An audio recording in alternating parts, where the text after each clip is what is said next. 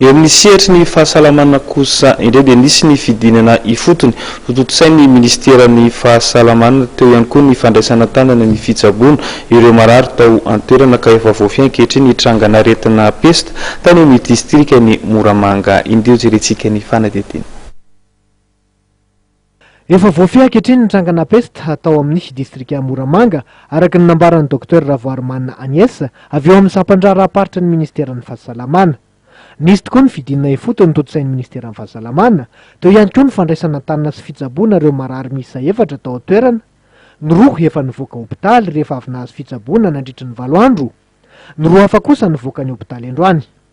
Efa niraisin'ny ministera-piato tokoa ny fepetra rehetra. Eo amin'ny 5 kilometra eo manodidididina teo zany le izy.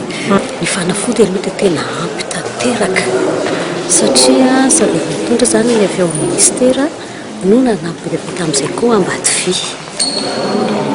Dia fanafody zany aloha tena betsaka. Tsy maintsy tonga dia atao ilay prévention zany ho an'ilay contact tsy maintsy atao. Dia koa le fandrarahana HTH karazana ohatrohatra ny DDT ireny le izy.